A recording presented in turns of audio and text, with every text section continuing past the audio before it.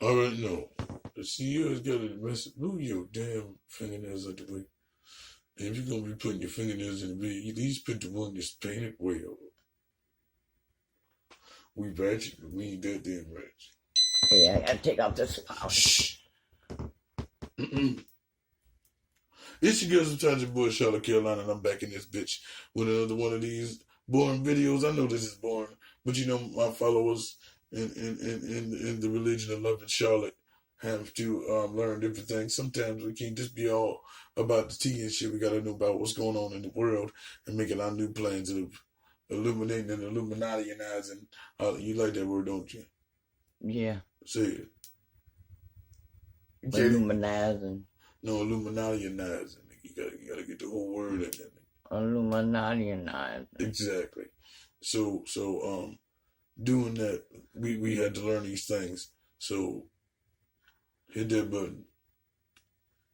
Since you want to hit the button all early and shit, go on, hit the motherfucking button. Unbelievably divided country. I have to tell you, it's an unbelievably complex subject. Nobody knew that healthcare could be so complicated. So, you're laughing. Why? Well, that aspect of him, I can't say anything particularly linguistic about it. It's because he has this need to be the alpha male. That business of most people don't know this is coming from that same, well, the idea is that he's always the one who's one step ahead. And in that, frankly, I don't find him linguistically challenged as much as just somebody who's rather oddly adolescent for somebody who's a senior citizen. What about his other favorites? Believe Me and More Than Ever Before, or... And I'm looking at two different, how they kind of past 10 days at that time, trying to get the vote out. We didn't have us on Republic, sorry, y'all. Now let's head to Louisiana. CNN projects Democratic Governor John Bel Edwards has narrowly won re-election, beating out Eddie Rispone, a Republican businessman backed by the president. CNN national correspondent Diane Gallagher is in Baton Rouge, Louisiana. So, Diane, wondering what the reaction is there. And good morning. Good morning, Christy, Victor. Yeah, so here's the thing. John Bel Edwards, a Democratic governor here in Louisiana, reelected. And I'm looking at two different things here. When we spoke with voters yesterday, we started to notice this split. Those who were Trump voters who also were John Bel Edwards voters. I did ask a couple people how they kind of, how they were okay with the fact that the president had had two rallies in just the past 10 days at that time, trying to get the vote out for Eddie Rispone, and yet they were still voting for the Democrat.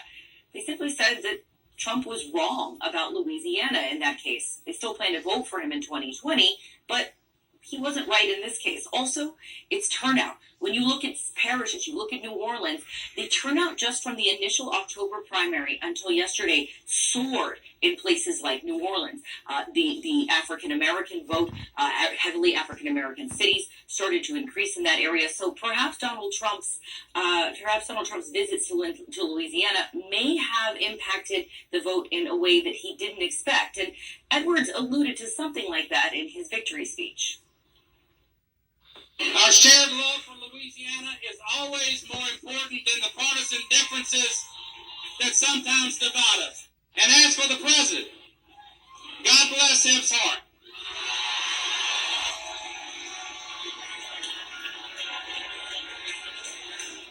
My nigga got straight thug on you. He was like, look, man. Got love for my shit, rep my city, all day put on for the city. And as for that nigga commander-in-chief, he's precious. He's precious. Bless him, Lord. Bless him, Lord. Lord, only you can. To God be the glory, yes, Lord, because if I touch him, put hands on him, hands, 10 and 2, 10 and 2. Correct driving, y'all, correct driving. Yeah, bless his heart, never quite the good thing when here in the South when you hear them say that. John Bel Edwards was a relatively popular governor anyway. I think people look at this and they see Republican versus Democrat.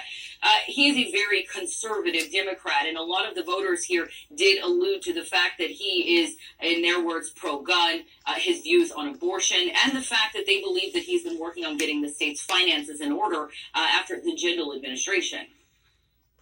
Trying to annoy me doing my video like when it buffers. And then it goes into a commercial. But they won't sponsor me and pay me for my dedication and commentary to the world. Let's agree for the sake of this conversation that Donald Trump uses the most colorful language of any president, at least in the modern era, and says some of the most questionable things. And that is where our next guest comes in. John McWhorter is a linguist. He has a PhD in the field. He teaches at Columbia, and he has written extensively and... Don't mean to be a colorist, but thank God it was a nigga. Woo! Yes, Lord. Something to tell you can't speak English? Ain't about that. Do that one more time. You go ahead on goddamn fingers.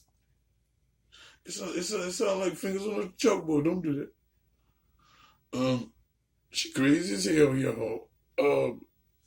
What? Oh, yeah. Shut up. It is. It's about time. Because eyes can't read. It's time for us to be able to read and write and not go around the back. Your fries is ready. Your fries is ready.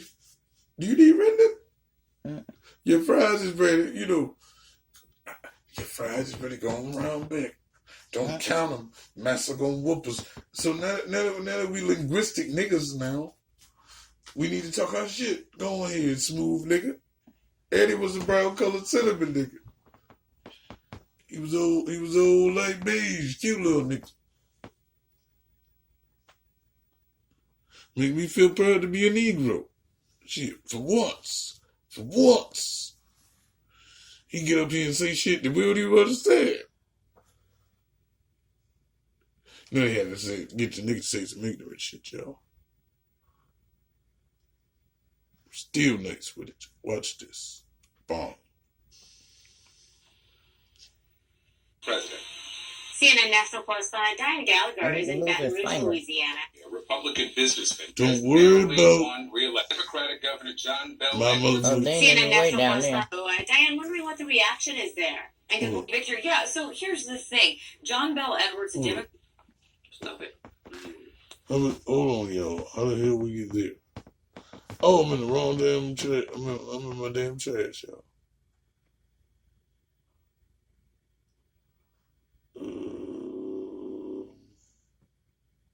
And he, too, is colorful when talking about Donald Trump and specifically how this president talks. That's why we talked about it with John McWhorter. Professor, thank you for joining us. Thank you, Brian. I've been wanting to ask Look you, a what little is your sugary, don't it? linguistics A little definition of this president? Donald Trump linguistically is He bust out with a kiki. This He had the kiki is on. what language was undoubtedly like when it first emerged among people who didn't have writing and were first getting their verbal sea legs. This is where it started.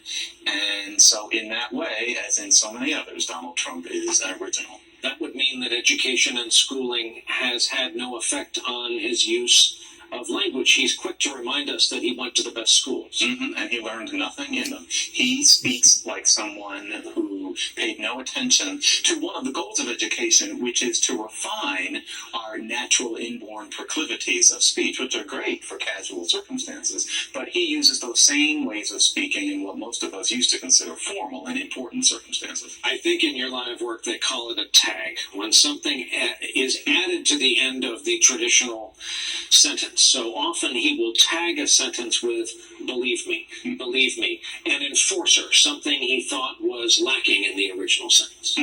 It's that he's reinforcing, and also he's using oral speech, where what we're always doing is we're checking to see that the other person understands what we're saying, that they're in the same boat that we are. So that's what that's what things like LOL can be in texting. He does that too, once again, it's not in texting. He's doing it in formal circumstances, which means that he never leaves the realm of the casual when he speaks, which is unlike even, say, indigenous societies where there's no such thing as reading or writing yet. There's always a high way of talking and a low way of talking. The chief doesn't just get up and run his mouth. Ours does.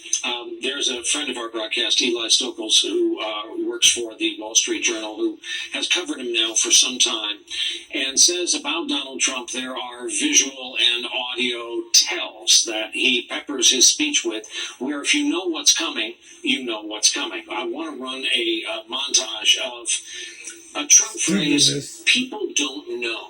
And in Eli Stokols' reading of it, people don't know for Donald Trump means I just learned. Here's the examples. France is America's first and oldest ally. A lot of people don't know that. Our first Republican president, Abraham That Lincoln, is facts, dude. ran his That first nigga just heard that campaign shit. for public office in 1832. Great president. Most people don't even know he was a Republican, right? Does anyone know? A lot of people don't know Oh, that. that's the next People line, because don't I realize just learned we are it. an unbelievably divided country. But now I have to tell you, it's an unbelievably complex subject. Nobody knew that healthcare could be so complicated. So, you're laughing. Why? Well, that aspect of him, I can't say anything particularly linguistic about it. It's because he has this need to be the alpha male. That business of most people don't know this is coming from that same well. The idea is that he's always the one who's one step ahead. And in that, frankly, I don't find him linguistically challenged as much as just somebody who's rather oddly adolescent for somebody who's a senior citizen. What about his other favorites? Believe Me and More Than Ever Before, or More Than We've Ever Seen Before? Well, some of that is because they're really only, I'm sorry to say it, but there are only so many thoughts. And so often he's speaking, and I think he runs out of new insights, and so he covers it with things like believe me, or it can't ever be that something is bad, it's very bad, or very, very bad. Those are his equivalents of roughly or scratching his head. I think that often the content of what he's saying is much slimmer They're like, than "Ooh, he's the bulkage of the verbiage that he spews out. He's 71 years old. He is now president in an age of instantaneous real-time fact-checking. He is not used to his kind of ad-lib superlatives being fact-checked in real time. Do you think he's bumped up against that dynamic? Yeah, it's unfortunate because I don't think he's going to change in that way. He simply has no deodorant wearing Sunday best way of speaking, and that includes that you have to have a more responsible sense of truth than when you're just BSing with your pals. When we speak casually all the time, Why do you we shake say your things head? where You know, maybe if we checked up on it, things You know, might be different. He Facts. doesn't understand that if you're president of the United States, you can't just talk. It looks like you're just talking because you're moving your mouth and vibrating your vocal cords, but there's this other art that you're supposed to master. So why you bumping your gums? He Man, wasn't you saying interested shit. in that sort of thing, say, in school. This is somebody who is numb to the art form. Don't that nigga look like he's supposed to go to the corner, though? Narcotic joy in dismissal and belittlement rather than Don't they look at him? Don't building they look like he's and supposed to sit right on your corner? and so he's going to keep running up Trump. against that wall. He doesn't understand that when you're president, you have to think about things such as what we might call truth conditions in linguistics. Is what you're Hey, describing why don't the they put Trump on the intersection corner? of Niggas be worried about. narcissism and linguistics? That is beautifully put. He is what happens when you get somebody who is extremely artful. And also, I think it's safe to say, I don't think he's insane, but clinically narcissistic. So am I Wahaha. New questions this morning about President Trump's health after he made a sudden, unannounced, unscheduled visit to Walter Reed Medical Center over the weekend. Now, the White House says it was regular testing as part of his annual physical, but a source tells CNN the visit did not follow the usual protocol for a routine presidential exam. CNN's chief medical correspondent Dr. Sanjay Gupta is live with us. So, Sanjay, what do you see here? Well, I mean, the fact that it did not fit protocol, follow protocol, not only from previous administrations, but from this administration. In the past, the White House did alert people that the president was going to have a physical exam. It was planned. As you might imagine, it's a big deal for the president to show up at the hospital. Doesn't sound like everyone at the hospital knew about this. So there were several protocols that were broken here. Also, this idea that he went in for the first phase of a physical exam, that's very typically not how it's done. In fact, many of the things that they said he had done at Walter Reed, physical exam, basic lab work, I think was the quote, that can be done at the White House as well. So it does sort of raise this question, what was necessary at Walter Reed that couldn't be done at the White House? Why was it being done a few months early? Stephanie Grisham, who's the president's spokesperson, has said very clearly, look, this wasn't due to any new symptoms the president was having, but I think any medical person, that would be the first question they would ask. Patient shows up, somewhat of an unannounced surprise visit to the hospital. What's going on? What prompted this visit? Nigga, I'm shut the fuck up. Nigga, get some shit done. Be quiet. Requirement that the president, the White House, disclose that information, so we may never know. We got to know really if you call in terms of when it goes to nuts. I mean, it's really odd. It's alarming not to have any transparency in terms of we got to know, president's did health you right reflect now. when they hit your This is a reflexes? presidential campaign. May I remind everybody? You got to know the color of we your all remember mucus. when Hillary Clinton. Right? I remember she tripped on a storm or something, and for the next months, there were all sorts of people, certainly in right-wing media, No, they were want to know saying if he's about that to she die. had all They sorts want of to know if he's ailments alive. and maladies, and why They isn't got she insurance on being his more name for the transparent? This next is the 8 president years. of the United States. I mean, Nastasia, you're saying there's no requirement for him to explain his health, but there's certainly an expectation that presidents tell voters. And no question. And it's been, that expectation has been around for some time, really since Paul Tsongas in the 90s, someone who was running for president, subsequently found to have a form of cancer, that it could have been a problem for him had he been elected president. Really since that time, there has been this habit of presidents being more forthright about their medical records. Although I will say, look, I don't think anyone's been perfect on this. Typically what you get is a one-pager, something like that. It's sort of a summary as opposed to complete medical records. The unusual part here is that there was just no advance notice. All of a sudden on a Saturday, the president goes to Walter Reed. Who knew at Walter Reed? What were the tests that were done there? Why did they need to be done there? That's a big question. I mean, we know a little bit about this president's health history, right? From previous exams, we know his weight, we know his height, we know the things that are typically done. But we also know that he has he takes a medication to lower his cholesterol. We know he has a form of heart disease based on previous scans. Were those tests repeated? Was that because they needed to be repeated? Again, there's a lot of question marks here and not many answers. We may never know, as you pointed out. Another big story this morning, potentially, Sanjay. The Washington Post broke it, and then the Times and the Journal both matched it, that the administration is reportedly delaying, if not just stepping back completely.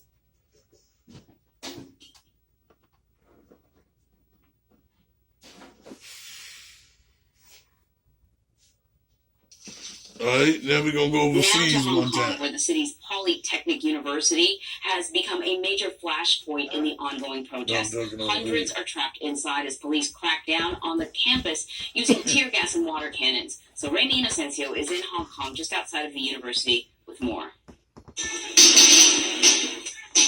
Police pushed past student barricades and into Hong Kong's prestigious Polytechnic University. Smoke filled the air as they chased down protesters, escorting some away in handcuffs. If the protesters do not initiate the use of force, the police will not initiate the use of force. Early Monday, the university's president appealed to protesters to abandon violence, but as some students attempted to leave the campus, they retreated in the face of approaching law enforcement. It's the culmination of a days-long standoff. Police armed with riot gear, tear gas, and water cannons. And students stationed behind homemade barricades, equipped with makeshift catapults, slingshots, and petrol bombs. At one point, protesters forced a police vehicle to turn back after hitting it with a flurry of explosive fire. Some were even seen with bows and arrows, Man got shot 12 times. piercing an officer's leg. These protesters attacked an ambulance in an effort to free an injured woman who was also under arrest. You know, I had to call niggas in between that recording. Sorry about that, y'all. Yeah, y'all ain't hear nothing, did you? Okay. We almost done. Hold on. Like, blow.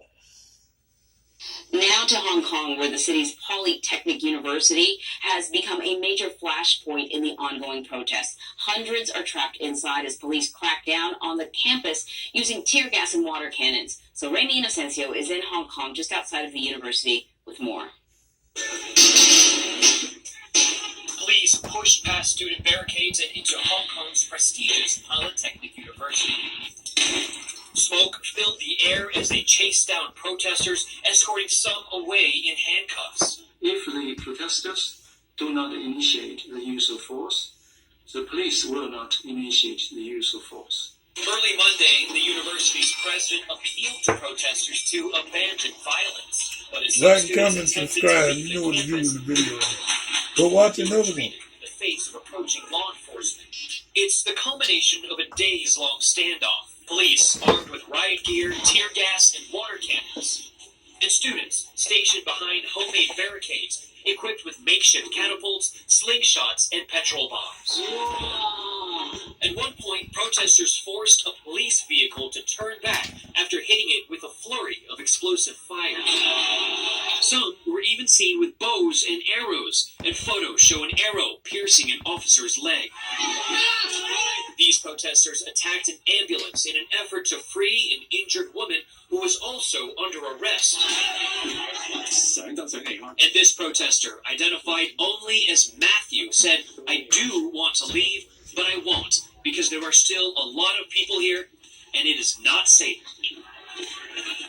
So, Remy, do you know if there are any negotiations going on between the police and the protesters that are inside the university?